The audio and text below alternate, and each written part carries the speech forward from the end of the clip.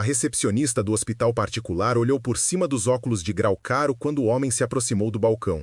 Ele segurava uma receita médica amassada na mão direita e com a esquerda apoiava um menino de uns 7 anos que tremia como folha ao vento. O pai vestia um uniforme desbotado de vigilante noturno, o tipo de roupa que carrega o cheiro de turnos duplos e café requentado. A mulher atrás do balcão viu as manchas de gordura na manga dele e já soube. Aquele homem não pertencia ali. "Bom dia", disse ele, com a voz rouca de quem passou a noite acordado. "Meu filho precisa de atendimento, tem febre alta há 2 dias e agora está com dificuldade para respirar." Ela mal levantou os olhos da tela do computador. "Tem plano de saúde?" "Não, mas eu posso pagar", respondeu ele rapidamente. "Eu trouxe o dinheiro que juntei, é urgente, por favor." A recepcionista suspirou. Aquele tipo de suspiro que carrega anos de desdém treinado. Ela olhou para o menino, que tinha olheiras fundas e os lábios pálidos, e então voltou os olhos para o pai. "Senhor, aqui é um hospital particular de referência, não é posto de saúde. O atendimento emergencial custa a partir de R$ 800, fora os exames. O senhor tem isso?" Ele engoliu seco, abriu a carteira e tirou um maço fino de notas amassadas. Contou em voz baixa, R$ 230. Era tudo que tinha. 3 semanas de horas extras, 3 semanas sem comprar nada além do essencial, 3 semanas acreditando que seria o suficiente. Eu tenho 230. Eu posso deixar meu relógio como garantia. É do meu pai. Vale alguma coisa. Por favor, senhora, olha para ele." Ela olhou e riu. Não foi uma risada alta, mas foi pior. Foi uma risada abafada, do tipo que escapa pelos cantos da boca e faz os ombros tremerem. A outra atendente ao lado também sorriu, virando o rosto para disfarçar. "Senhor, com R$ 200 o senhor não paga nem a triagem." "Sugiro que procure o hospital público. Fica a uns 15 quarteirões daqui. Eles atendem esse tipo de caso."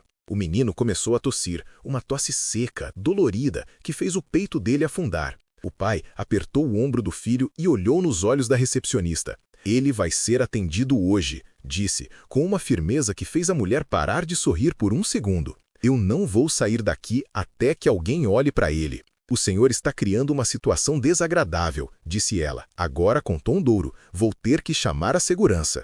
"E você? Teria insistido mesmo sabendo que seria humilhado na frente de todos ou teria desistido calado?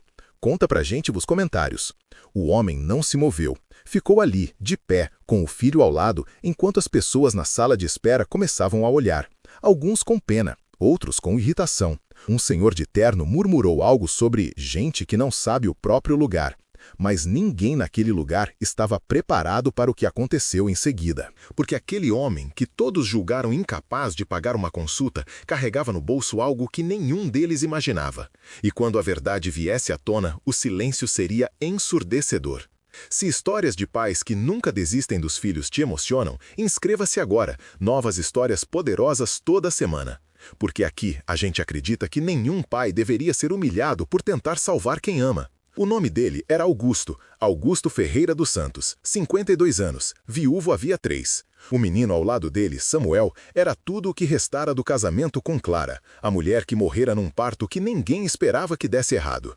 Ela entrou na sala de cirurgia sorrindo, dizendo que logo estariam completos. Saiu numa maca coberta por um lençol branco. Desde então, Augusto vivia entre 2 mundos. O mundo do trabalho, onde fingia estar inteiro, e o mundo da casa, onde desmoronava sempre que Samuel dormia. Ele trabalhava como vigilante noturno num condomínio de luxo, o tipo de lugar onde as pessoas trocavam de carro como quem troca de roupa.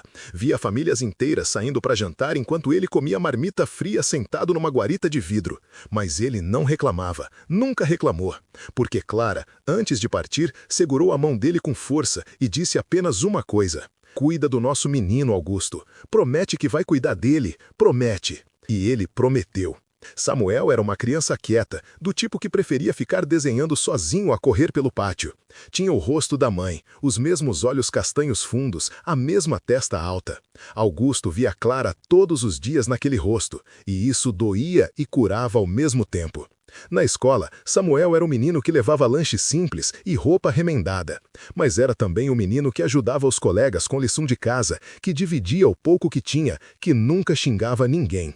Os professores diziam que ele tinha um coração enorme. Augusto sabia de onde isso vinha, da mãe. 3 dias antes de chegar naquele hospital, Samuel acordou com febre. Augusto deu antitérmico caseiro, fez compressa, rezou baixinho na beira da cama. No segundo dia, a febre subiu. No terceiro, o menino começou a ter dificuldade para respirar. Foi quando Augusto decidiu. Não importava o preço, ele levaria o filho ao melhor lugar que conseguisse alcançar. Juntou cada centavo que tinha escondido, cada moeda guardada para emergências, cada nota amassada no fundo da gaveta. Somou R$ 230 e achou que seria suficiente. Não era, mas ele não sabia disso ainda. E quando descobriu, na frente daquela recepcionista de sorriso cruel, algo dentro dele rachou. Não foi raiva, foi dor. A dor de perceber que, por mais que trabalhasse, por mais que se esforçasse, ainda não era o bastante para proteger o único pedaço de clara que lhe restava. Ele olhou para o filho, que agora respirava com dificuldade, e sentiu o peso de todas as promessas que fizera. "Eu não vou desistir de você", sussurrou para o menino. "Nunca."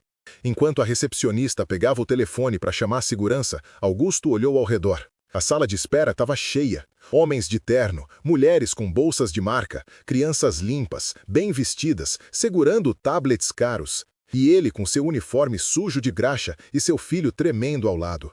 Mas Augusto não baixou a cabeça. Não saiu. Ficou ali, de pé, como um homem que sabe que tem o direito de estar onde está. Porque ele não estava pedindo favor, estava pedindo socorro. E isso, ele aprendeu com Clara, não era vergonha. A segurança chegou em menos de 3 minutos. 2 homens grandes, de braços cruzados, com aquela postura de quem está acostumado a resolver problemas. O mais alto se aproximou primeiro. "Senhor, o senhor vai ter que se retirar, está causando transtorno. Meu filho está com febre alta e não consegue respirar direito. Eu só preciso que alguém olhe para ele. A gente entende, mas o senhor não tem condições de arcar com o atendimento aqui. Tem um hospital público a poucos quarteirões, eles vão atender o menino lá." Augusto respirou fundo. Sabia que se saísse dali agora, Samuel teria que enfrentar horas de fila no pronto-socorro público. Horas que ele talvez não tivesse. "Eu não vou sair", disse, com voz baixa, mas firme. O segurança olhou para a recepcionista, que acenou com a cabeça autorizando. Ele segurou o braço de Augusto. "Vamos fazer do jeito fácil ou do difícil?" Foi quando Samuel começou a chorar. Não um choro alto, mas um chorinho, baixo, sufocado, como se ele estivesse tentando não incomodar ninguém. O tipo de choro que parte o coração de qualquer pai. Augusto se ajoelhou na frente do filho e segurou o rosto dele com as 2 mãos. "Escuta aqui, meu filho. Eu prometi para sua mãe que ia cuidar de você, e eu não quebro promessas. Entendeu?" "Papai vai dar um jeito." O menino acenou com a cabecinha, as lágrimas escorrendo pelo rosto febril. E foi nesse momento que uma voz cortou o silêncio. "O que está acontecendo aqui?" Todos viraram a cabeça. Era uma mulher de jaleco branco, por volta dos 60 anos, com cabelos grisalhos presos num coque e um crachá no peito que dizia Doutora Helena Moreira, diretora médica. A recepcionista se apressou em explicar, com aquele tom profissional falso. "Doutora, esse senhor está insistindo em atendimento, mas não tem condições de arcar com os custos. Já orientamos ele a procurar o serviço público, mas ele se recusa a sair." Doutora Helena olhou para Augusto, depois para o menino, depois para a receita médica amassada que ele ainda segurava na mão. "Posso ver a receita?" Augusto estendeu a mão, trêmula. A médica pegou o papel, alisou as dobras e leu em silêncio. Seu rosto mudou. Ela leu de novo. E então olhou para Augusto com uma expressão que ninguém esperava. Reconhecimento. "Senhor, onde o senhor conseguiu essa receita?" "Foi o médico do postinho que passou, doutora. Faz 3 dias, mas o remédio está em falta lá. Eu tentei comprar na farmácia, mas custa R$ 140. Eu não consegui ainda." Ela olhou para a receita novamente. E então fez uma pergunta que deixou todos confusos. "O senhor trabalha onde?" "Sou vigilante, condomínio Jardim das Acácias." O silêncio que caiu sobre a recepção foi pesado. Doutora Helena fechou os olhos por um segundo, respirou fundo e então disse algo que ninguém esperava. "Eu conheço esse condomínio, moro lá. E você, lutaria até o fim por alguém que ama, mesmo sendo humilhado, ou aceitaria calado? Escreve aí nos comentários." Augusto piscou, confuso. Não entendia aonde aquilo ia dar. A médica continuou. "Faz 6 meses, eu tive um problema sério. Voltei tarde da noite de um plantão, cansada, exausta, e quando cheguei no portão do condomínio, percebi que tinha esquecido a carteirinha de acesso. Estava com as mãos cheias de sacolas, chovendo e ninguém atendia ao interfone. Eu bati no vidro da guarita, desesperada, e o vigilante da noite me deixou entrar sem burocracia. Ele viu que eu era moradora, confiou e ainda me ajudou a carregar as sacolas até o elevador. Disse que não se preocupasse, que aquilo podia acontecer com qualquer um. Ela olhou diretamente para os olhos de Augusto. Esse vigilante era o senhor, não era? Augusto engoliu seco. Lembrava vagamente. Tinha sido uma noite chuvosa, uma mulher elegante, cansada. Ele não pensou 2 vezes antes de ajudar. Eu só fiz o que qualquer pessoa faria, doutora. Não, disse ela com a voz embargada. O senhor fez o que pessoas boas fazem, e eu nunca esqueci disso. Naquela noite, eu tinha acabado de perder um paciente, estava destroçada, e o senhor, sem saber de nada, me tratou com gentileza, com humanidade. A recepcionista estava pálida agora. Os seguranças deram um passo para trás. Doutora... Helena se virou para a equipe e disse com voz firme: esse menino vai ser atendido agora, imediatamente. Eu mesma vou examiná-lo. E quero todos os exames necessários feitos com prioridade. Está claro? Mas, doutora, começou a recepcionista, ele não tem como. Eu disse agora. O tom não deixava espaço para discussão. E quanto aos custos, serão cobertos por mim, integralmente. Augusto sentiu as pernas fraquejarem. As lágrimas vieram antes que ele pudesse segurá-las. Doutora, eu não posso aceitar isso. O senhor não está aceitando favor nenhum, disse ela, colocando a mão no ombro dele. O senhor está recebendo de volta um pouco da bondade que deu. E isso, senhor Augusto, não tem preço. Ela se abaixou na frente de Samuel e sorriu. E você, mocinho, qual é o seu nome? Samuel, respondeu o menino com a voz fraquinha. Samuel, que nome bonito. Vamos cuidar de você agora, tá bom? Seu pai é um homem corajoso. Você tem sorte. Eu sei, disse o menino olhando para o pai. Ele é o melhor pai do mundo. Augusto não aguentou. Abraçou o filho e chorou ali mesmo, na frente de todos. Chorou de alívio, chorou de gratidão. Chorou porque, pela primeira vez em 3 anos, sentiu que Clara estava olhando por eles de algum lugar. Doutora Helena se levantou e olhou ao redor da sala de espera. Todos os olhos estavam nela. Deixa eu contar uma coisa para vocês, disse ela, para o público inteiro. Esse homem aqui trabalha à noite, ganha pouco, cria o filho sozinho. Mas quando eu precisei, ele não hesitou em me ajudar. Não pediu nada em troca, não esperou reconhecimento, só foi gentil, porque bondade não precisa de plateia. Ela virou-se para a recepcionista. E você, que riu dele, que zombou da situação dele, quero que reflita sobre uma coisa.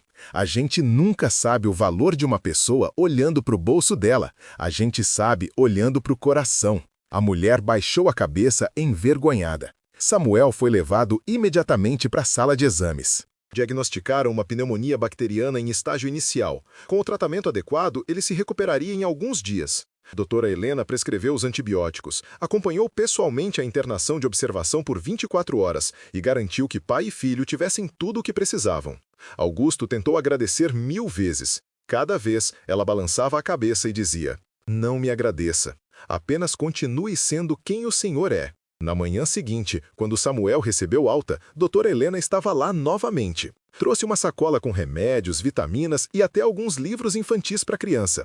Para ele se distrair durante a recuperação, disse ela sorrindo. Antes de irem embora, ela chamou Augusto num canto. Senhor Augusto, eu queria te fazer uma proposta. A gente está precisando de um auxiliar de manutenção aqui no hospital, turno diurno, com carteira assinada e todos os benefícios. Salário melhor do que o de vigilante. O senhor teria interesse? Augusto arregalou os olhos. Doutora, eu não sei o que dizer. Diga sim, o senhor merece, e Samuel merece ter o pai em casa à noite. Ele aceitou. Claro que aceitou, e 3 semanas depois começou a trabalhar no hospital. Toda vez que passava pela recepção, cumprimentava educadamente a mulher que tinha rido dele. Ela nunca mais olhou ninguém da mesma forma. Samuel cresceu saudável, virou um menino esperto, cheio de sonhos, que dizia para todo mundo que o pai era seu herói. E Augusto, sempre que alguém perguntava como ele tinha conseguido mudar de vida, contava a história completa, sem raiva, sem amargura, apenas com gratidão. Às vezes, dizia ele, a gente acha que perdeu tudo, que não vale nada, que o mundo não liga pra gente. Mas aí aparece alguém que te vê, que te enxerga de verdade.